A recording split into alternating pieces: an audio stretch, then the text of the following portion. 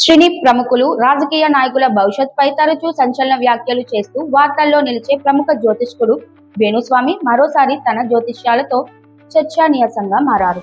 ఈసారి ఆయన దృష్టి తమిళ స్టార్ హీరో, రాజకీయ నాయకుడు విజయ్ పై పడింది. విజయ్ రాజకీయ భవిష్యత్తు గురించి మాట్లాడుతూ, త్రిష జీవితంలో లేకపోయి ఉండుంటే విజయ్ జాతకం పూర్తిగా మరోలా ఉండేదని సంచలన వ్యాఖ్యలు చేశారు. ఓం నమో వెంకటేశాయ. 2026 అంటే ఈ సంవత్సరము మే 25వ తేదీ నుండి తమిళ సాంప్రదాయం ప్రకారము జూన్ 2వ తేదీ అంటే వచ్చిన 2వ తేదీ మన సాంప్రదాయం ప్రకారము గురు మార్పు, గురు పైచి అనేది కనిపిస్తూ ఉంది. మనకు మిథున రాశి నుండి కర్కాటక రాశిలోకి ప్రవేశము మరియు సెప్టెంబర్లో కర్కాటక రాశి నుండి సింహరాశి ప్రవేశం అనేటువంటిది కనిపిస్తూ ఉంది. సో దీనికి సంబంధించి గురువు అక్షరంలోకి వెళ్తూ ఉన్నాడు. గత వీడియోలో నేను చెప్పినట్టుగా పెను సంచలనాలు నమోదయ్యేటువంటి అవకాశాలు కనిపిస్తున్నాయి అని చెప్పడం జరిగింది. దాని ప్రకారమే గత 5 రాష్ట్రాల ఎన్నికలను కనుక గమనించినట్లయితే బెంగాల్ మరియు తమిళనాడు కాంట్రవర్సీస్ మనం చూస్తూ ఉన్నాము. సో విజయ్ జాతక రీత్యా అలాగే విజయ్ త్రిష కాంబినేషన్ కనుక తీసుకున్నట్లయితే వాళ్ళ కాంబినేషన్ ఏకనాడి కాంబినేషన్ అయ్యింది. కాబట్టి ఒకవేళ త్రిష లేకుండా ఉంటే విజయ్ యొక్క రిజల్ట్ వేరే రకంగా ఉండేది.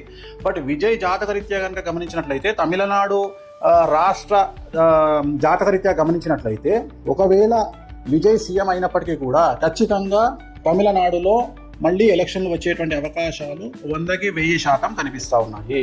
అంటే రాజకీయ ప్రభుత్వ అస్థిరత అనేటువంటిది తమిళనాడు రాష్ట్రంలో ఖచ్చితంగా కనిపిస్తూ ఉంది గురువు మార్పు వల్ల.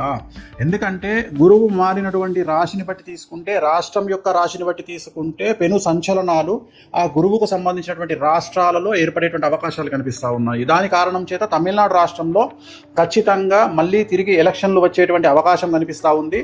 అది ఇంకొక సంవత్సరం తర్వాత అవ్వచ్చు, లేదా 6 నెలల్లో అవ్వచ్చు, లేదా నెల తర్వాత అవ్వచ్చు. కానీ ఖచ్చితంగా మళ్ళీ ఎన్నికలు తమిళనాడు రాష్ట్రంలో జరిగేటువంటి అవకాశాలు 100కి 1000% కనిపిస్తూ ఉన్నాయి.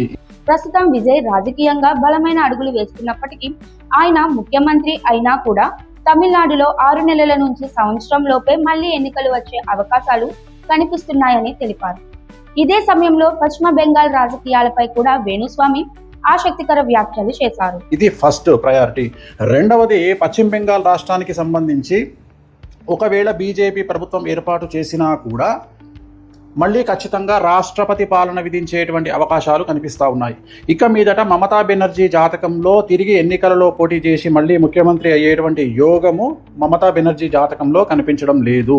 కానీ బెంగాల్ జాతకంలో, పశ్చిమ బెంగాల్ జాతకంలో, రాష్ట్ర జాతకంలో ఖచ్చితంగా మళ్ళీ ఈ ఎన్నికల్లో గెలిచినటువంటి పార్టీ అంటే బీజేపీ పార్టీ ప్రభుత్వాన్ని ఏర్పాటు చేసినా కూడా ఖచ్చితంగా రాబోయే సంవత్సరంన్నరలో ఖచ్చితంగా రాష్ట్రపతి పాలన విధించేటువంటి అవకాశాలు కనిపిస్తూ ఉన్నాయి. కారణము బెంగాల్ రాష్ట్రానికి సంబంధించినటువంటి, పశ్చిమ బెంగాల్ రాష్ట్రానికి సంబంధించిన జాతకం పరంగా రాబోయే సంవత్సరంన్నర పాటు మమతా బెనర్జీ జాతకంలో 2027 సెప్టెంబర్ వరకు అష్టమ శని నడుస్తూ ఉంది. సో ఖచ్చితంగా అలాగే రాష్ట్ర జాతకరీత్యా 2027 సెప్టెంబర్ వరకు అర్ధాష్టమ శని నడుస్తూ ఉంది. కాబట్టి పశ్చిమ బెంగాల్ రాష్ట్రంలో చాలా తీవ్రమైనటువంటి తీవ్రవాద, ఉగ్రవాద చర్యలు అలాగే మత కల్లోలాలు జరిగేటువంటి అవకాశాలు కనిపిస్తూ ఉన్నాయి. దాని కారణం చేత కర్ఫ్యూ విధించడము, అలాగే బందులు జరగడము, అలాగే రోడ్ల మీద హింస చెలరేగడము, రాష్ట్రపతి పాలన వరకు సిచ్యువేషన్ వెళ్ళేటువంటి అవకాశాలు ప్రస్ఫుటంగా కనిపిస్తూ ఉన్నాయి. ఇవి 2 రాష్ట్రాలకు సంబంధించి. అలాగే ఇతరత్రా కనుక తీసుకున్నట్లయితే మనకు పూర్తిగా భారతదేశం కనుక తీసుకున్నట్లయితే ఈశాన్య రాష్ట్రాలకు లేదా తూర్పు ఈశాన్య రాష్ట్రాలకు సంబంధించి తీవ్రవాద చర్యలు ఉండేటువంటి అవకాశాలు ఉన్నాయి. అక్కడ భారతీయ జనతా పార్టీ అభ్యర్థి ముఖ్యమంత్రి అయిన పరిస్థితులు స్థిరంగా ఉండకపోవచ్చని, చివరికి రాష్ట్రపతి పాలన వచ్చే అవకాశాలు కూడా కనిపిస్తున్నాయని తన జ్యోతిష్యంతో కొత్త రాజకీయ చర్చకు తెరలేపారు. ప్రస్తుతం ఈ వ్యాఖ్యలు సోషల్ మీడియాలో వైరల్ అవుతూ రాజకీయ సినీ వర్గాల్లో హాట్ టాపిక్ గా మారాయి.